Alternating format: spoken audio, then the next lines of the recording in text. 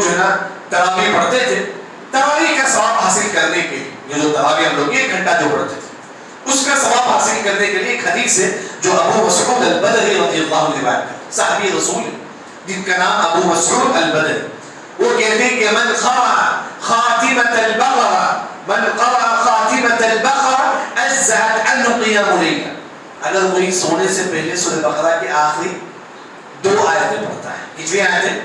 2 آیتیں سونے سے پہلے 2 آیتیں اگر آپ پڑھیں گے پوری رات تہجد پڑھنے کا ثواب اللہ تعالیٰ آپ کو دے گا۔ صحیح حدیث؟ کتنے لوگ ہم میں سے سونے سے پہلے آمن الرسول بما انزل الیہ من ربہ والمؤمنون ہم لوگ پڑھتے ہیں؟ بتائیے ہم لوگ کتنے لوگ سونے سے پہلے 2 آیت سورہ بقرہ کی آخری 2 آیتیں پڑھیں گے، پوری رات تہجد پڑھنے کا ثواب اللہ تعالیٰ ہمارے نام اعمال میں لکھیں گے۔ ہم لوگ اس کا اہتمام کریں، خاص طور پر جو ہے نا رمضان کے علاوہ جب بھی آپ سوتے ہیں سونے سے پہلے 2 آیتیں پڑھ کے سو جائیں، اللہ تعالیٰ پوری رات آپ کی حفاظت بھی کرے گا اور پوری رات تہجد پڑھنے کا ثواب اللہ تعالیٰ ہمارے نام اعمال میں اللہ تعالیٰ لکھ دیں گے۔ اسی طرح ایک اور جو چیز خاص طور پر رمضان کے مہینے میں ہم لوگ اعتکاف کرتے تھے، بالکل صحیح بات، اعتکاف یہ کوئی واجب نہیں ہے، یہ کوئی واجب، لیکن اعتکاف کے متعلق ایک بات میں واضح کرنا چاہتا ہوں۔ بعض لوگ کیا سمجھتے ہیں ہم اعتکاف پہ بیٹھ گئے، مسجد میں ہی اعتکاف، گھر میں جائز نہیں، مسجد میں آپ اعتکاف پہ بیٹھ گئے تو اعتکاف سے باہر آنا سمجھتے ہیں کہ جائز نہیں، آپ کا اعتکاف ہے مسجد میں، لیکن لوگ اعتکاف میں مسجد میں بیٹھے رہتے ہیں لیکن پھر بھی جو ہے نا اپنا جو ٹینٹ ہے اس سے باہر نہیں آتے، بالکل غلط ہے۔ جماعت کے وقت اگر کوئی مسجد میں ہے تو جماعت کے وقت اعتکاف بند کر کے اسے مسجد کو آنا ہے، مسجد ہی میں لوگوں کے ساتھ مل کے اسے نماز پڑھنا ہے۔ کئی لوگ اعتکاف کرتے ہیں اعتکاف کے اندر ہی رہتے ہیں، یہ سمجھتے ہیں کہ اعتکاف سے باہر آنا جائز ہے۔ اعتکاف کے باہر مطلب آپ کا اعتکاف مسجد میں ہے نا، نماز کے وقت آپ لوگوں کے ساتھ مل کے آپ نماز پڑھیں۔ بعض لوگ معلوم ہوا کہ بعض لوگ ایسا ہے اعتکاف کرتے ہیں جو 24 اندر ہی بیٹھے رہتے ہیں، جب نماز چلتی ہے مسجد میں تب بھی وہ اعتکاف سے باہر نہیں آتے، نہیں، لوگوں کے ساتھ آپ نماز پڑھیں گے، واجب ہے آپ کے لیے، آپ تنہا نماز نہیں پڑھیں گے، اعتکاف میں جو بھی ہے وہ مسجد میں لوگوں کے ساتھ مرد کے ساتھ نماز پڑھے گا اور عورت کے ساتھ نماز پڑھے گا۔ بعض لوگ اعتکاف ہمیشہ اندر ہی بیٹھے رہتے، کسی سے بات نہیں کرتے، نہیں، یہ سب غلط ہے۔ آپ مسجد میں جو لوگ آتے ہیں آپ ان کے ساتھ بات کر سکتے ہیں، دین کی باتیں کر سکتے ہیں، آپ ان کے ساتھ رہ سکتے ہیں۔ اعتکاف جو بھی اعتکاف کرتی وہ نارمل مسجد میں جماعت کے ساتھ، جب مسجد میں رہتی ہیں جماعت کے ساتھ ان کو تراویح پڑھنا اور فرض نماز پڑھنا جو ہے نا واجب ہے۔ یعنی کہ اعتکاف کے متعلق جو ہے یہ بات یاد رکھیں، حسن بصری رحمہ اللہ کا ایک جملہ ہے، یہ جملہ یہاں سے لے کے جایا ہے اعتکاف کے متعلق، انہوں نے کہا کہ احب علی القضاء الحاجہ احب الی من اعتکف من هذا الشهر، کسی کا کام آنا، کیا فرمایا انہوں نے، کسی کی مصیبت میں کام آنا یہ اعتکاف سے بڑھ کر افضل ہے۔ کوئی مسلمان پریشان ہے آپ اس کو جا کر جو ہے اس کی پریشانی دور کرتے ہیں، یہ اعتکاف سے بھی افضل ہے۔ بتانے کا مقصد یہ ہے کہ ہم دوسروں کو بھی کام آئے، آپ صرف فی زندگی اللہ کو پسند نہیں آتا، خود آپ اپنی زندگی گزارتے نہیں، میں یہ اللہ کو پسند نہیں، دوسروں کی مدد کرو، دوسروں کا کام آیا کرو۔ رمضان میں تو اعتکاف ہے، رمضان کے علاوہ خاص طور پر جو ہے نا اعتکاف سے افضل عمل یہ ہے آپ دوسروں کی مصیبت کو جاؤ، کوئی مصیبت میں جا کر بولے انشاءاللہ اللہ تعالیٰ آپ کو جنت خبر دے گا، اللہ آپ کی مصیبت کو دور کرے گا۔ کوئی انسان پریشان ہے، آپ کا بھائی، آپ کا بہن، آپ کے والد، آپ کے والدہ، بیٹھو ان کے پاس، تسلی کی کچھ بات بولو، تسلی کی کچھ بات۔ کھچڑے لوگ وہ بیمار ہے، وہ بیمار ہے، اب کبھی ہم ان کے پاس جا کے نہیں بیٹھتی ہم لوگ، آپ کے خاندان میں کئی لوگ بیمار ہوں گے، کیا آپ ان کے پاس جا کر بیٹھے ہیں؟ کیا آپ ان کی ضرورت آپ پوری کریں؟ اللہ نے آپ کو اگر مال دیا ہے کیا آپ نے ان کی مدد کی؟ یعنی کہ اعتکاف سے افضل عمل یہ ہے انسان دوسروں کی مدد کرے۔ واللہ فی عون العبد ما کان العبد فی عون اخیہ، بندہ جب دوسروں کی مدد کرے گا اللہ اس کی مدد کرے گا۔ دوسروں کی مدد کرو، آپ کا بھائی پریشان ہوگا، آپ کی بہن پریشان ہوگی، آپ کے والدہ، جاؤ ان کی پریشانی دور کرو۔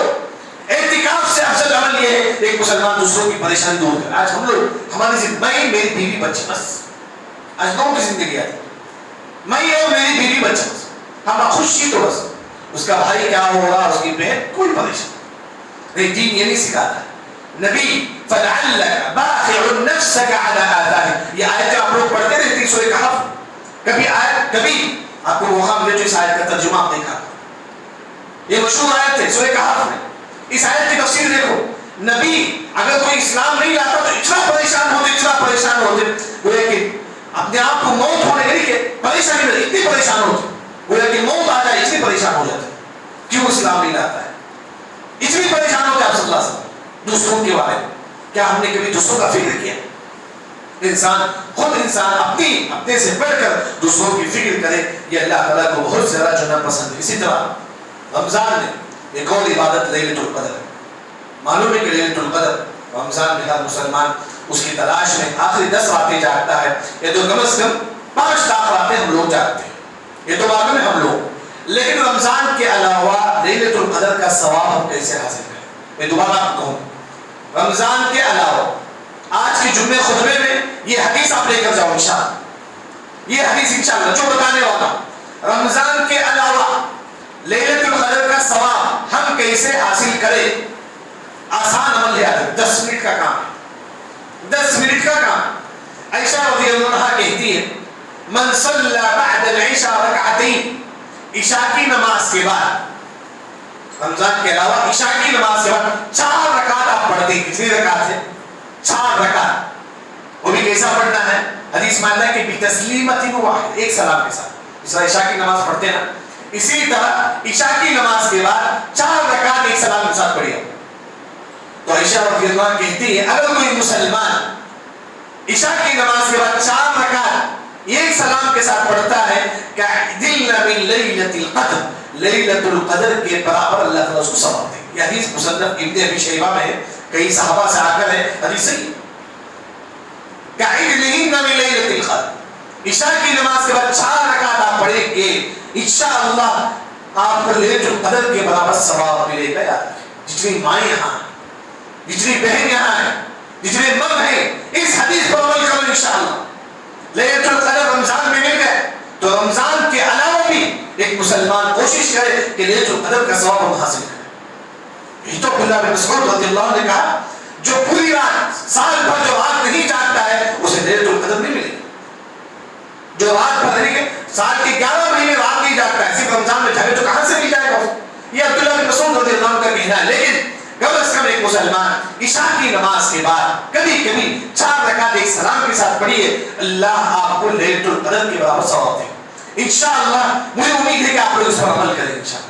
میں جتنے بھی لوگوں کو بتایا بولے کہ مولوی صاحب بھی اس کے بعد سے اس پر عمل کرو، عمل کرنے کا جذبہ ہمارا اندر، جو بھی حدیث سنتے عمل کرو، عمل کرو۔ رمضان آپ کے اندر چینجز لاتا ہے، اسی لیے علماء نے کہا کہ رمضان ایک مدرسہ ہے، ایک تربیت کا مدرسہ ہے۔ یہ رمضان آپ کے اندر چینجز لاتا ہے، اگر یہ رمضان آپ کے اندر چینجز نہیں لایا سمجھو کہ آپ نے صحیح معنوں میں عبادت نہیں کی۔ رمضان سے پہلے آپ گنہگار تھے، سگریٹ پیتے تھے، لیکن رمضان کے بعد آپ چھوڑ دیے، وہ ہے کہ رمضان آپ کو فائدہ دے۔ یہ جو رمضان ہے کب آپ کو فائدہ دے گا؟ رمضان سے پہلے آپ غیبت کرتے تھے، رمضان کے بعد آپ چھوڑ دیے، سمجھو کہ یہ رمضان آپ کو فائدہ دے گا۔ رمضان سے پہلے آپ دوسروں کا مذاق اڑاتے تھے، رمضان کے بعد آپ نہیں مذاق اڑاتی، سمجھو کہ یہ رمضان آپ کو فائدہ دیتا ہے۔ جو بھی گناہ، جیسا کہ کئی لوگ جو ماشاءاللہ ٹی وی دیکھنا چھوڑ دیے تھے، سیریل دیکھنا چھوڑ دیے تھے، کیونکہ رمضان کا مہینہ، اب رمضان ختم ہوا، چلو سیریل دیکھیں، چلو فلم دیکھیں گے، گویا کہ آپ کو یہ رمضان صحیح معنوں میں فائدہ نہیں دیا ہے، صحیح معنوں میں آپ نے رمضان کا فائدہ نہیں اٹھایا۔ یہ عبادت موسمی نہیں ہے، یہ عبادت صرف رمضان میں نہیں، اللہ نے کہا کہ وَاعْبُدْ رَبَّكَ حَتَّى يَأْتِيَكَ الْيَقِينُ، یعنی تم موت تک عبادت کرو، کب تک؟ موت تک۔ اللہ نے کہا کہ إِنَّ الَّذِينَ قَالُوا رَبُّنَا اللَّهُ، جو لوگ توحید پرست ہیں، کیا ہے؟ سب سے پہلے توحید پرست۔ آپ کچھ بھی عمل کرو، روزہ، زکات، حج، سب کچھ کرو، اگر آپ توحید پر نہیں، آپ کا کوئی عمل قبول نہیں۔ یہ ایک عمل میں اللہ تعالیٰ قبول نہیں کرے گا اگر آپ توحید پر نہیں آتے۔ اگر آپ تعویذ پہنتی، بعض لوگ نعوذ باللہ، اسی مسجدوں میں نے دیکھا بعض لوگ گلے میں چھین ڈالتے ہیں، کس طرح سے نوجوان ہی اپنے گلے میں چھین ڈالتی، کیا جائز ہے؟ یہ تو عورتوں کی مشابہت ہے۔ لعن اللہ المتشبہین من الرجال والنساء، عورتیں گلے میں چین ڈالتی، ایک مرد نہیں، حرام ہے۔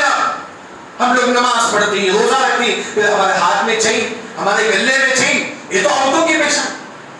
دیکھیے آپ نماز پڑھتی، اس کا مطلب یہ نہیں کہ آپ نماز قبول ہو جائے، آپ کے اندر کیا غلطی ہے دیکھیے آپ۔ سب سے پہلی جو بات ہے، انسان توحید پرست ہونا چاہیے، اللہ خالص اللہ کے لیے عبادت، اسی کے سامنے جھکے، اسی پر بھروسہ کرے، اسی پر ہر چیز وہی دینے والا ہے، قبر والا نہیں، نہ ہی نبی دینے والی، نہ ہی نبی کے وسیلے سے دعا مانگی ہے، بلکہ دعا مانگی تو صرف اللہ سے دعا مانگی۔ یہ توحید، یہ توحید ہماری ہونی چاہیے۔ اگر آپ کا توحید صحیح نہیں، آپ کا رمضان کی عبادتیں برباد ہو جائے، آپ کی تراویح برباد ہو جائے، آپ کا روزہ برباد ہو جائے۔ لیکن انسان صحیح معنوں میں توحید پر ہے، اگر آپ توحید پر رہیں گے، ثم استقاموا، پوری زندگی آپ توحید پر رہیں، موت کے وقت تتنزل علیہم الملائکہ، فرشتے نازل ہوں گے، موت کے وقت فرشتے آئیں گے، کیا بولیں گے؟ فسلام لک من اصحاب الیمین، تم پر سلامتی ہو، سلام بولیں گے فرشتے۔ فرشتے سب سے پہلے بولیں گے کہ تم پر سلامتی ہو۔ اچھی موت کی علامت یہ ہے، فرشتے موت کے وقت سلام بولیں گے، پسند نہیں ہم لوگ، اچھی موت کی علامت ہے، فرشتے سلام کریں گے۔ پھر اس کے بعد فروح و ریحان و جنت نعیم، جنت کا خوشبو، جنت کا ایک پھول سنگائیں گے فرشتے، موت کے وقت جنت کا خوشبو سنگائیں گے، کیونکہ جب انسان خوشبو سونگتا ہے نا تو کیا ہوتا ہے، اسے تکلیف نہیں ہوتی۔ ابھی آپ دیکھیں کوئی پریشانی نہیں ہے، آپ خوشبو سونگا آپ کو تکلیف نہیں ہوتی۔ فرشتے موت کے وقت خوشبو سنائیں گے، سورہ واقعہ میں ہے فروح و ریحان و جنت نعیم، سورہ واقعہ کے آخری رکوع آپ پڑھی اس کی تفسیر، اللہ نے ہی کہا کہ جب انسان کی روح لینے کے لیے ہم آتے ہیں تو ملک الموت ان کو پھول سنگاتا ہے، پھر اس کے بعد ان کی روح بڑی آسانی سے لیا جاتا ہے۔ فرشتے روح نکالتے ہو، ایک بات ذکر کرتے ہیں، روح نکالتے ہو فرشتے کہتے ہیں نحن اولیاؤکم فی الحیات الدنیا وفی الاخرہ، فرشتے کہیں گے ہم دنیا میں بھی تمہارے دوست ہیں، لیکن قبر میں بھی ہم تمہارے ساتھ رہیں گے، حشر میں بھی تمہارے ساتھ رہیں گے، بلکہ جنت میں بھی تمہارے ساتھ رہیں گے۔ فرشتے موت کے وقت خوشخبری دیں گے، نحن اولیاؤکم فی الحیات الدنیا وفی الاخرہ، دنیا میں بھی ہم تمہارے دوست ہیں، قبر میں بھی حشر میں۔ لیکن لوگ جو توحید پرست ہیں، جو توحید پرست، آج کتنے لوگ ایسے ہیں، آپ کے خاندان میں کئی لوگ بدعتی ہیں، قبر پرست، تعویذ لگاتی ہیں۔ کیا آپ نے کبھی ان کو دین کی دعوت دیا؟ آپ نے روزہ رکھ لیا، تراویح پڑھ لیا، یہ کیا آپ اپنی زندگی بس کافی ہے؟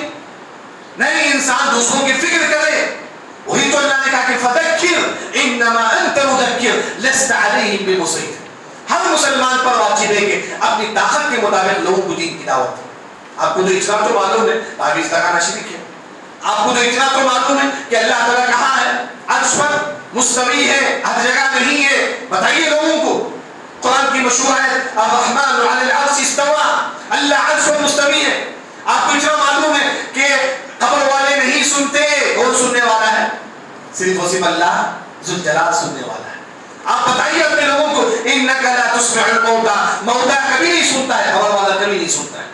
مزاروں میں جا کے چادریں چڑھانے والے آپ کی ذمہ داری کیا آپ ان کو بتائیں۔ کتنے لوگ یہاں پر اسی چنتامنی میں کتنے ایسے لوگ ہیں جو قبروں کو جاتے ہیں، شرک کرتے ہیں، بدعت کرتے ہیں۔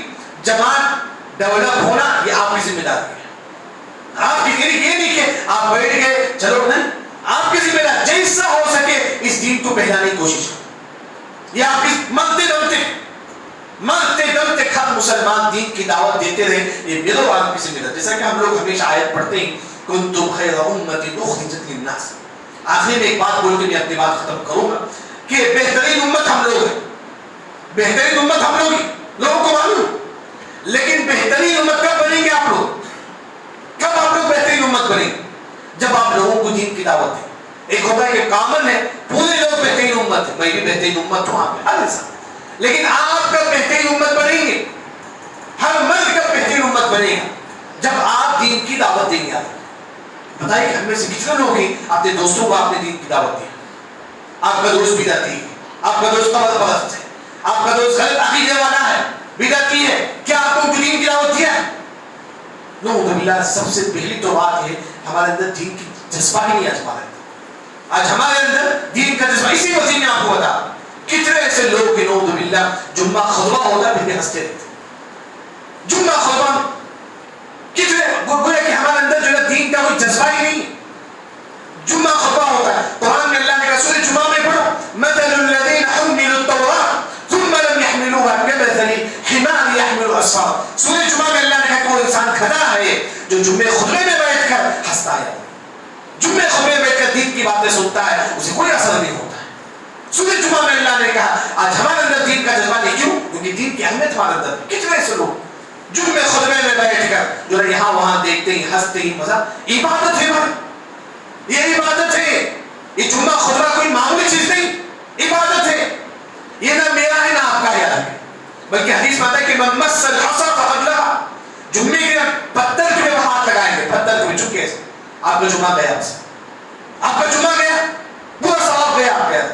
لیکن ہم لوگ جمعہ میں بیٹھ کے ہنستے تھے کیونکہ ہمارے اندر دین کا جذبہ نہیں ہے، صحیح معنوں میں آج نہیں ہے ہمارے اندر۔ آج ہم امت پیچھے کیوں ہیں؟ کیونکہ ہمارے اندر دین کا قدر و قیمت ہے۔ آج ہمارے اندر دین کے صحیح معنوں میں اگر قیمت ہوتی، جمعہ میں غور سے ہم لوگ سنتے ہیں جمعہ میں کیا بتایا گیا ہے، کیونکہ ہر مسلمان کے لیے، کیونکہ آپ لوگ اتنے بزی رہتے ہیں، کم از کم جمعہ میں ان کو موقع ملتا ہے، لیکن جمعہ میں کم از کم وقت پہ آیا کرو، یہاں بیٹھ کے سنا کرو۔ کتنے ایسے لوگ جمعہ میں بھی آتے ہیں لیکن وہی نیند سے نیند دے دیتے ہیں، نیند ہے کیونکہ جمعہ ہے، آئے مسجد میں آ کے سو گئے بس۔ حدیث میں آتا ہے کہ النوم عند الذکر من الشیطان، اگر آپ دین کی باتیں سنتے ہو، کون سی بات؟ دین کی بات سنتے وقت اگر آپ کو نیند آتی ہے، سمجھ جاؤ کہ شیطان کی طرف سے، شیطان چاہتا ہے کہ آپ کو گمراہ کرے۔ آج ہمارے اندر صحیح معنوں میں دین کا مقام و مرتبہ تبھی ہمارے دین میں آ سکتا ہے جب آپ کے اندر دین کا مقام و مرتبہ، مجھے دین سیکھنا ہے، کچھ حاصل کرنا ہے۔ یہ ایسا نہیں کہ آپ بیٹھے چلے گئے ہنسی خوشی ہے، یہ دین ہے، یہ جمعہ کا خطبہ ہے، یہ کوئی شادی محل نہیں ہے، فنکشن ہال نہیں ہے، یہ دوستوں کی محفل نہیں، یہ اللہ کی عبادت گاہ ہے۔ یہاں بیٹھ کے ہر مسلمان صرف اور صرف اللہ کی دین کی باتیں سنتا ہے، یہاں آ کر بھی وہی ہم لوگ ہنسے رہتے ہیں، سوتے رہتے ہیں، کہاں ہمارے سے دین کا جذبہ ہے؟ میں یہی کہوں گا آپ لوگوں سے کہ آپ اپنے اندر دین کا جو مقام ہے، اللہ نے کہا کہ وما قدر اللہ حق قدر، ہم نے اللہ کو صحیح معنوں میں نہیں پہچانا، صحیح معنوں میں اللہ کی قسم ہم لوگ اللہ کو نہیں پہچانا، صحیح معنوں میں ہم نے دین کا علم حاصل نہیں کیا۔ آج امت گمراہ ہے، کیوں؟ کیونکہ ہمارے اندر دین کی اہمیت نہیں۔ بولتے کہ مولوی صاحب آئے گئے بس، کیا بولے کیا سمجھے، کبھی ہم نے کوشش ہی نہیں کیا کہ لوگ کیا بولے سمجھے ہم لوگ۔ تو اللہ سے دعا ہے کہ اللہ تعالی ہم تمام کو دین صحیح معنوں میں سمجھنے کی توفیق عطا فرمائے، اور مرتے دم تک اللہ تعالی ہم تمام کو توحید پر ثابت قدم رہنے کی توفیق عطا فرمائے۔ اور ساتھ ہی ساتھ جس طرح ہم نے رمضان میں عبادت کی ہے، رمضان کے علاوہ بھی اللہ تعالی ہم تمام کو عبادت کرنے کی توفیق عطا فرمائے۔ اے اللہ تعالی رمضان میں جو انسان نمازوں کا اہتمام کرتے تھے، رمضان کے علاوہ بھی ان کو نماز کے اہتمام کرنے کی توفیق عطا فرما۔ اللہ جو انسان بیمار ہے، مریض ہے، اللہ ان کو شفاء کاملہ اور عاجلہ عطا فرما۔ بارک اللہ لنا ولکم فی القرآن المجید ورفعني وإياكم بما فيه من الآيات والذكر الحكيم۔ أقول قولي هذا وأستغفر الله لي ولكم ولسائر المسلمين أجمعين۔